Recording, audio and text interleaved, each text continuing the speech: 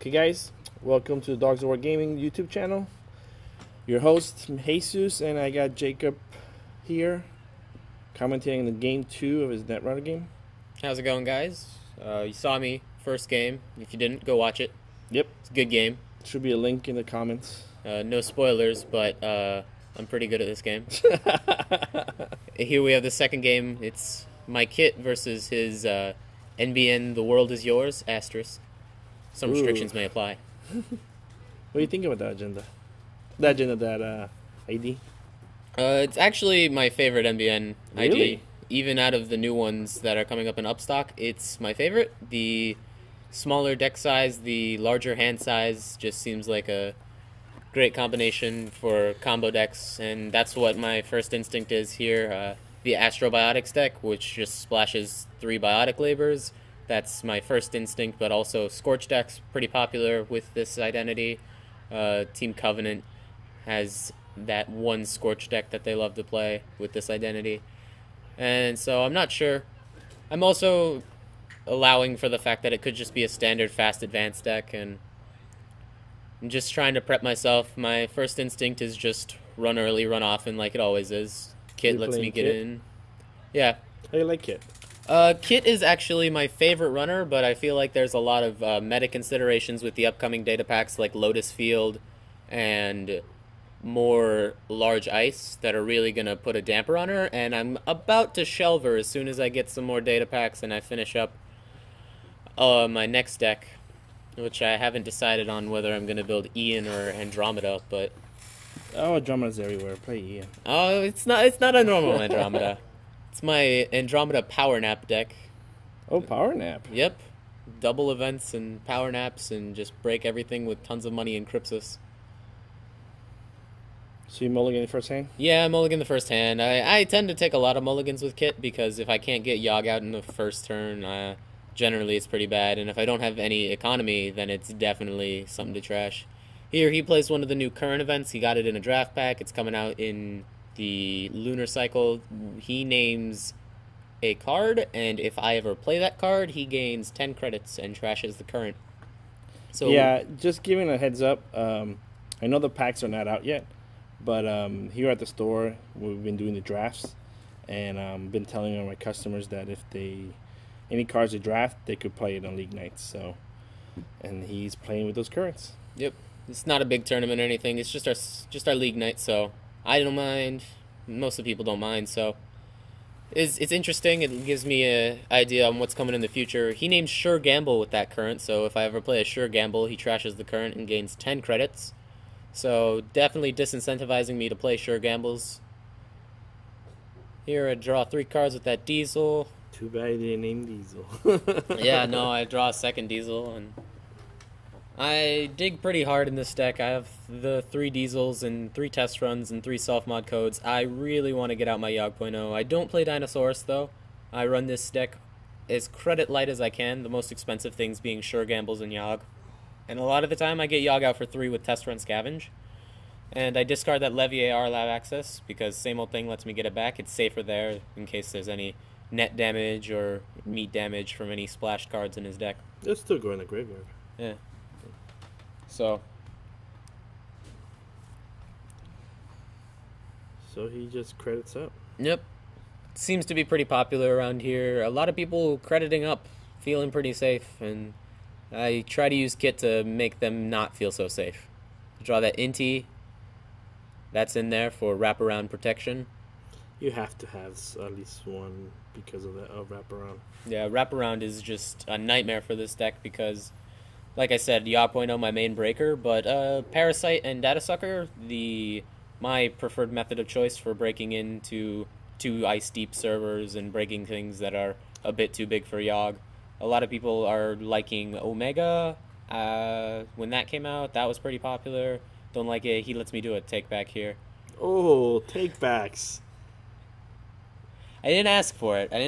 He offered it. I said, oh, that was a mistake, and he said I could take it back, so I get the Yogg, and I scavenge it. There's that little flip to let you know it went in the graveyard. Shuffle up, and I believe I get a run here, but I'm not sure. He looks at scavenge, not realizing the wombo combo. of Test Run Scavenge. For those unfamiliar, Test Run lets you take a program from your deck and put it into play, but at the end of the turn you have to put it on top of your deck again. Scavenge, however, lets you trash a program and then install a program from your heap, subtracting the cost of the program you trashed. So by scavenging my Yogg, it goes into the heap, and then I just play it back, subtracting the 5 cost from its 5 cost. And so it allows me to play it back, and when it changes zones, it forgets that Test Run is what got it out in the first place. That's a element in a lot of card games. Whenever something changes zones, it becomes a new copy of itself, and that's what lets you keep it around after you scavenge it. Yep, popular trick. Very good for getting out expensive breakers like Yogg and Garrote and Morning Stars. And Fem. Fem. Very classic trick. Once Scavenge had come out, just Test Run a Fem, scavenge it, get your 9 cost breaker for 3. Yep. So here we have him getting more credits, drawing some cards, just trying to get a position. I believe he was running pretty agenda light, which is why he was digging and getting credit so often. Just trying to get something to do. So he installs another piece of ice, keep me out of R&D. Get some more money off my daily casts, draw some cards. Here's that Inti in case of wraparound. Playing NBN, gotta suspect it. Not gonna let... I'd rather spend the click now and not let wraparound be live. This wraparound, even though you turn into a code gate, still strength 7. Yeah. Which then Yogg can't break. The data sucker, you know, this is actually a little weird for me. I haven't made any runs yet, and it's already, what, the 4th or 5th turn? Not used to that. Yeah, usually you like to face check a lot. At least when I play you. Yeah.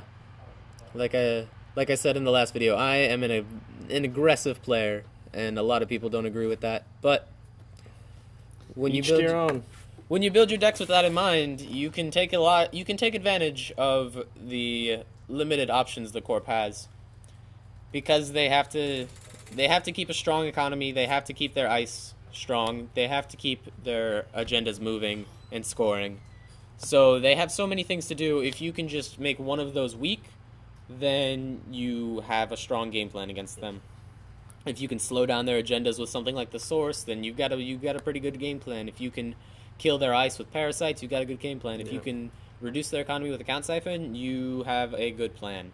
So right now, I decided to take the ice-killing properties of Parasite and the economy denial of running a lot, and just It's a hive.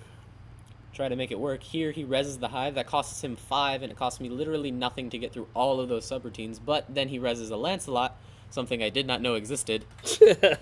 And it's that 2-strength Sentry that trashes a program. And also, he can reveal other pieces of Grail ice from his hand to add subroutines to it. So that's something I did not suspect. He's running a full Grail suite in that deck. So it gives him a chance to snipe my Yogg. Oh, sad face. Yeah. And I see another hive. I'm assuming you have a lot of graveyard recursion. I have a ton. I have 3 clone trips, I have 3 test runs, I have 3 scavenges, I have 3 same old things. So I same old thing, test run, get back my Yogg. Got 2 clicks left. So I scavenge my Yogg again. And I believe my last click is another run, but I'm not sure about that. Lancelot, dangerous. Very dangerous.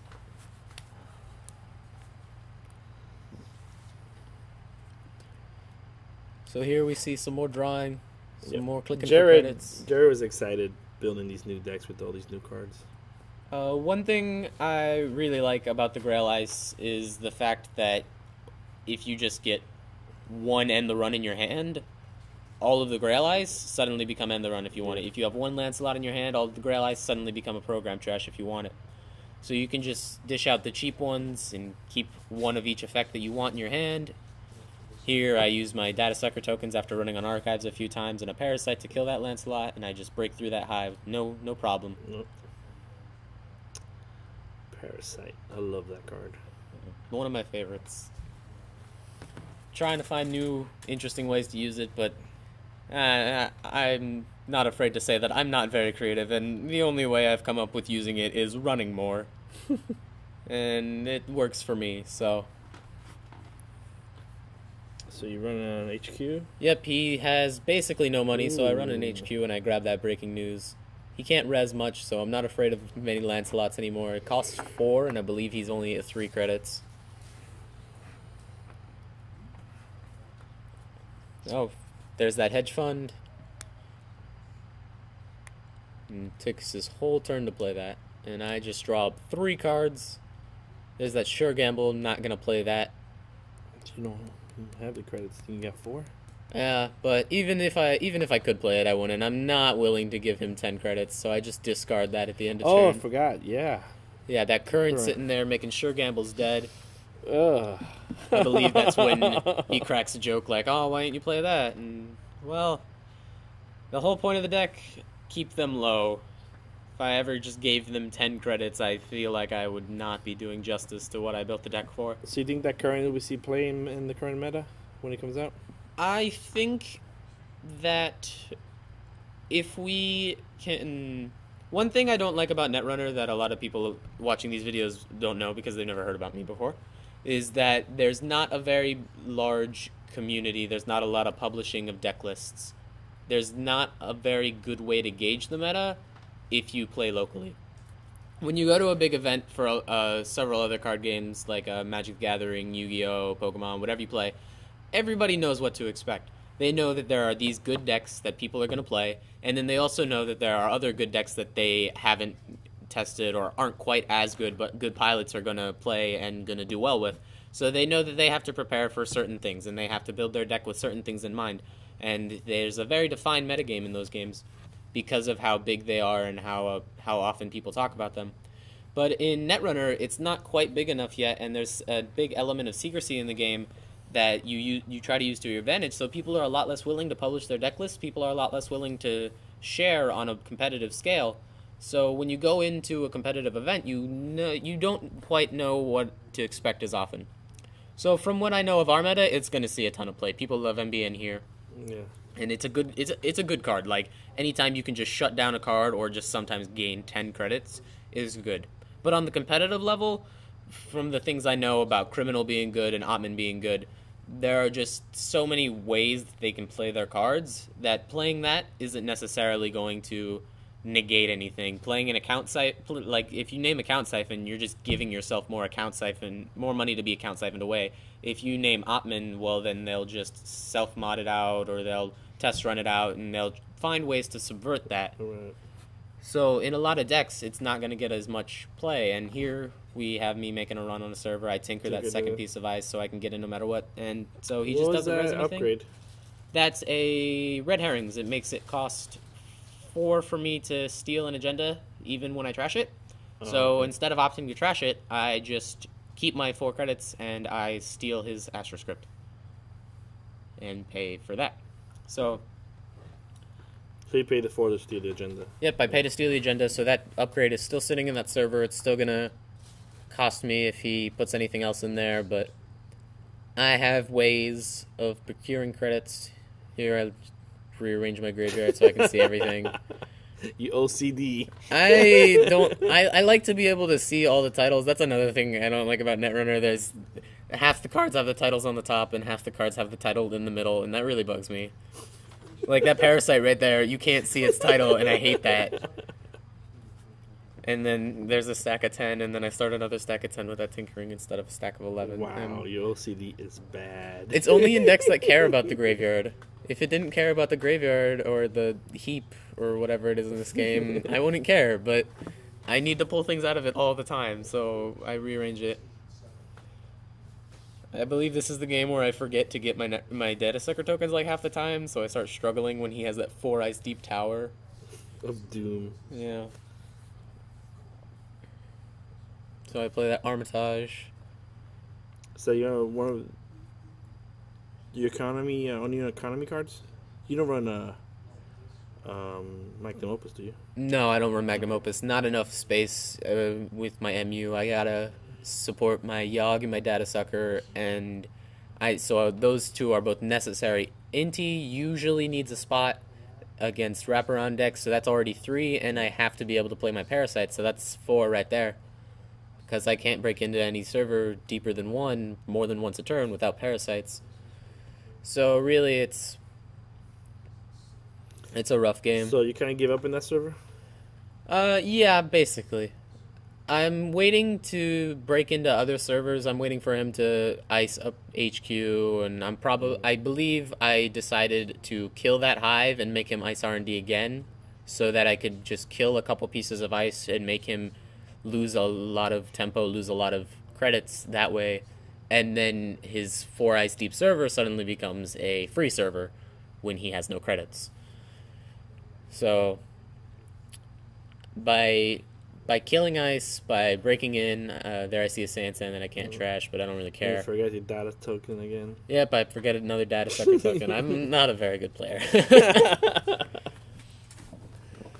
Man, you always have to remember those little triggers. Yeah, it's mostly when I get caught up in running. When I have the opportunity to run a lot, I tend not to remember all of the things I do. And it happens a lot in Net, especially in Netrunner, is that you get so involved, so concentrated, the pressure's on, that you get to missing a lot of these little triggers. Yeah.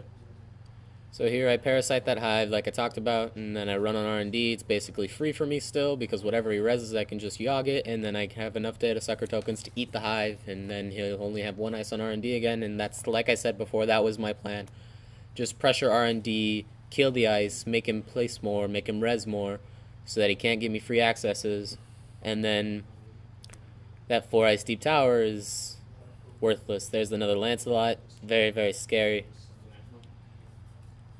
Do you run Maker's Eye? I do. I run 3 Maker's Eyes. I They haven't weren't in seen one the yet. original draft of the deck. If you remember, I beat you first turn with 3 Maker's Eyes. Yeah, that was a sad day for me. There's another same old thing.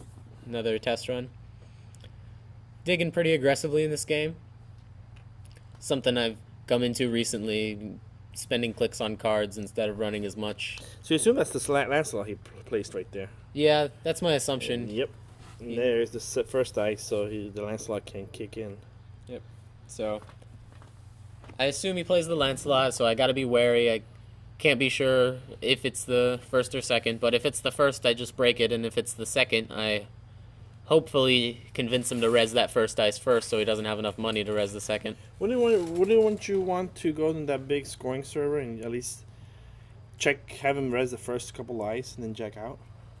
Yeah, that's one thing that I want to do, and I believe I do that a bit later in the game, but there's one thing about that server that really scares me, is that since he set it up so quickly, all at one time, there's a big chance that he has a couple of Grail Ice there, that he could have a Lancelot, or he could have a Merlin, or he could have any of the Grail Ice there, and he may have a Lancelot in his hand that he can just put onto those Grail Ice, and he can kill my Yogg, and that was my main fear of that server. But if it's the first time he reses, you could break it with Jog. Yeah, so I'm like I said, I didn't know a whole lot about the Grail Ice. I didn't know how many there were, what's their strength? what their strengths were, and stuff. So I wasn't sure how safe it was to go in there. I believe I kind of just threw it all out the window and started pressuring R&D more, whether there was a Lancelot or not, because of that clone ship right there and my Armitage. So whatever he decided, I just get in. And there's the only 3-point in his deck. That's another draft card, I believe the Eden Shard, or maybe the Utopia Shard, that when he scores it, if I attempt to steal an agenda after he scores it, I have to pay 2 credits for every advancement token on that agenda. Pretty good. Very good agenda. You're only allowed 1 in your deck, though. Imagine scoring that and trying to steal an MPD contract, paying 6 steal. And you forgot another data token. Yes, I forget my data sucker token again. But Archives is empty, so it doesn't matter. I can always stock up whenever I want. Here he scores that Beal. Another thing that I was excited about when I saw the 3-point shard is Beals. Slow rolling a Beal up to 5, 6, 7 advancement counters. Almost impossible to steal if you can score that first, so... I'm curious there, knowing that you couldn't get into that server. I wonder why he didn't kept advancing that Beal. I think he might have started to feel a bit pressured. I think I might have just got him on tilt a little bit, because I've been keeping him low on credits for a long time. I've been killing a lot of his ice, and that seems to happen to a lot of players. They just start to go on tilt when you can just play that aggressively because, like I said, the tempo of the game usually is a bit slower than that. There's usually a bit of building, and even when you play against Criminal, they'll give you some early aggression, and then they'll give you a bit of building time, and then they'll give you some late aggression. But in my deck, there's not really any building time. It's all aggression. This was probably the slowest game I've ever played with this deck, and it's been tons of aggression. Here, he reses a Lancelot and reveals a Merlin, well, so that's 2 net damage and a program trash.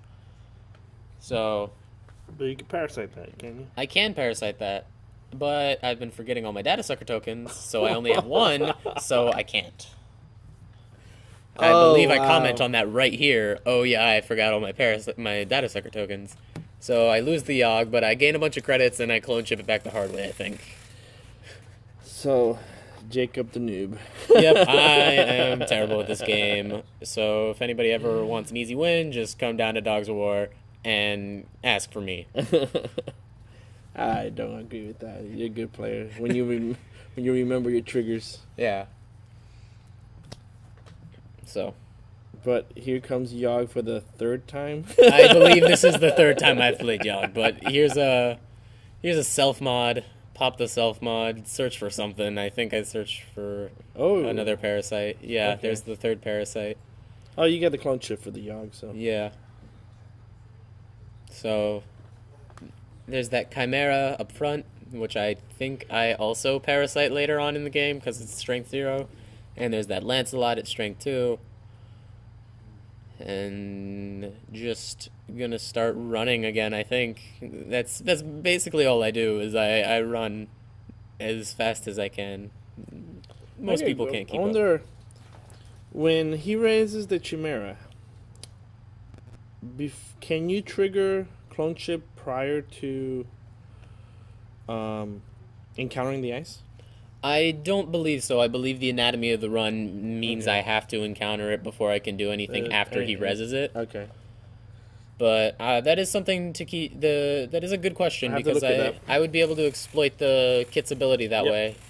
If I can kill it before it comes out and I have to encounter it, then I just get the encounter on the Lancelot, and that lets me get into servers a lot easier. But I don't think it really matters because right now I just clone chip it. I got my 2 counters on Data Sucker, so clone chip the Parasite. Parasite kills it.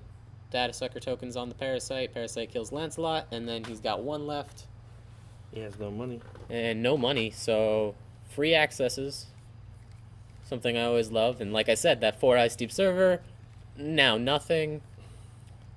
There I see another Grail Excalibur, I think, is that one. Just an end of the run. So, one thing I was excited about when I saw the Grail Ice, and I was thinking about a new... because I've been thinking about new decks recently because there's going to be a meta shift with the new cycles, and I'm just kind of getting bored of playing Wayland, was Cerebral Imaging. And my biggest problem with Cerebral Imaging has always been the ice. I've always been having a problem trying to find cheap ice that also keeps the runner out, and Hive was a big thing, a big boon for that deck. But also the Grail Ice seems pretty tempting because you can keep such a big hand. You can just play out 1 or 2 on the servers you want safe and make it into whatever you want. You can have a 3 end the run subroutine Grail Ice, or a Lancelot with 2 end the run subroutines, or 2 end the runs and 4 net damage, or you can just stack up so many threatening ice because you can keep all of your Grails in your hand in Cerebral Imaging. So you think that Grail's going to be a big splash in the meta? I think that if enough people start playing it, it will be a big deal. But if only a few people play it, no one's really going to realize that it's good, because it's not obviously powerful.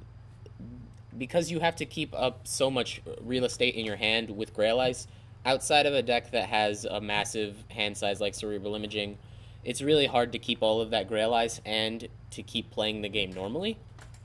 So it's going to be a bit difficult. Most of the time you're going to have to play out a lot of your Grail Ice to keep your server safe, and then you're only going to have 1 or 2 things that you can throw on to other Grails, and you're going to have to find that balance in regular decks. And I don't know if it's going to be the best for Cerebral Imaging, because I've noticed that some of them are pretty expensive. Lancelot costs 4, Merlin costs 6. So there is that consideration, but Yeah, but that deck makes a lot of money too. that deck makes tons of money, and so that's my first inclination is to play it in Cerebral Imaging and see how it does, and that might make that combo deck even more dangerous and even more degenerate, but I'm going to enjoy playing it until Fantasy Flight decides to start doing bans or restrictions for Netrunner, so that'll be fun. I think the game is pretty good right now. It doesn't need no restriction yet. It seems pretty safe, but Cerebral Imaging, always something I'm afraid of. When you can score 7 points in one turn after you just drew your whole deck Yeah, that's over the course of the game, That's very bad for the game. it's a risky proposition. But the good thing about it is it's not very consistent. So, but the moment that deck gets consistency, that's bad. Things like Reclamation Order being printed in faction and with archived memories and biotic labor, allowing you to score a 3-point agenda in one turn at no cost and then just get everything back.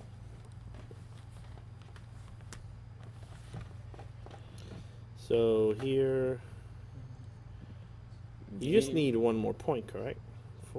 Yep, just one more point. I got that breaking news, I got that Astro script, and I got that shard, so that's 6 points. I'm only looking for one more, and he's so poor that he can't reliably put anything in that 4 Ice Deep server, and he really needs to protect those random accesses off of R&D, especially since I still have 3 Maker's Eyes. He doesn't know that, but they're there, and they're dangerous. They're still in the deck.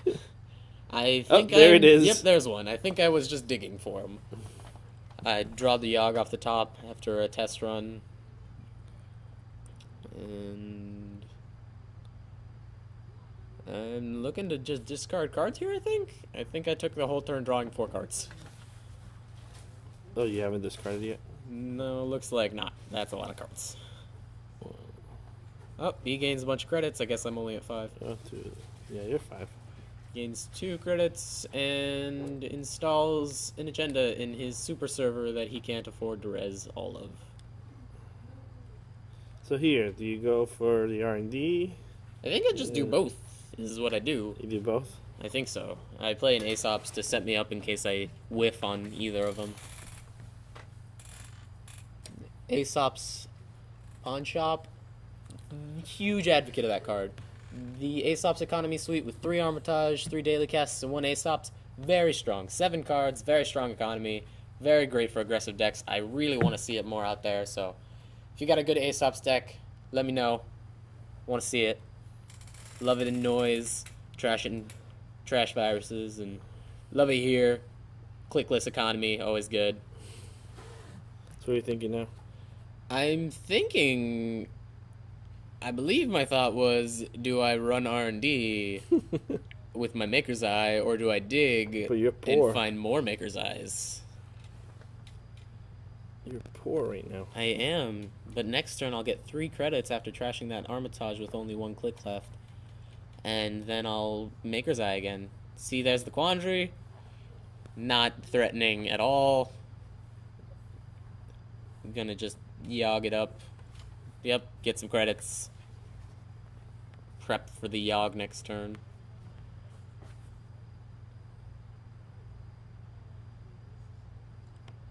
Oh, I click my Armitage. Yeah, I click my Armitage, because I have 2 same old things, and I don't need 2 same old things, so I'm just going to eat one of those. And get 3 credits, and then I'll have 5 for Yogg, and it's much more credit efficient that way, and click efficient that way. And I realize this because I'm not a terrible player all of the time. Just half the time. Here he sees a fistful of cards, and none of them seem to be the one he needs. Judging by the way I see some agendas in his hand. I would be surprised if there weren't agendas in his hand. Because the game, he has gone through almost his entire deck. And I keep scoring them. Money's up. 3 clicks, 3 money. Yep. Very popular play. I'm assuming this is when you go the Maker's Eye. Oh no, you still have to play Yogg. Well, let's see. I sell this to Aesops, or at least I not. thought I did. I surprise myself sometimes. Nope, there we go. Sell that to Aesops. Now I got 5 credits. Same old thing. What am I same old thinging?